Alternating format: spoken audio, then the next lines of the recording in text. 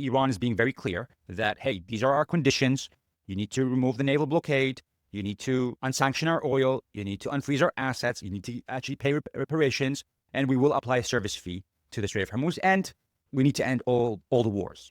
Now, the thing that I think Iran can negotiate on slightly is the reparations, because really, if they can apply a service fee and also if they have their frozen assets unfrozen and their oil unsanctioned, they're going to really have a lot of money to repair all the damage that the U.S.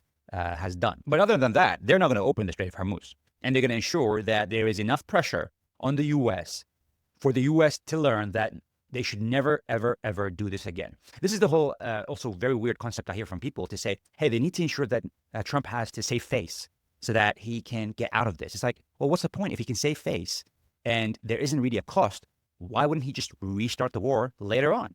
If there is no cost, if there's no damage, he could just restart the war because there wouldn't be any lesson learned over here. In the same way that he carried out those strikes last year and there was no real cost imposed on the U.S., so they just restarted the war this year. And if the naval blockade gets to a level where it's extremely tough on the economy of Iran, well, why would Iran not just break the blockade, through kinetic means? If it's really, really bad for Iran, they're not going to just wait for the economy just to be destroyed.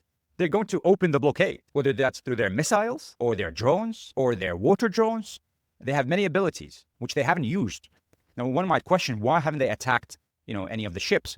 Because a mass casualty event, if you attack a ship which results in the killing of 500 people, 1,000 soldiers, that kind of changes the mentality of the U.S., where now a lot of people in the U.S. will feel like they have been attacked, even though obviously they carried out the attacks and they started the war. But people have a short-term memory, so they will feel like they have been attacked, and therefore more people are going to support the war than before such an attack. So that's why Iran is kind of basically not going full out. But if the situation gets to a level where their civilization is threatened, where the economy is going to be destroyed, and a lot of people are going to die in Iran because of this naval blockade, then Iran will obviously just break it. But that would lead to an escalation where Trump cannot not react to that.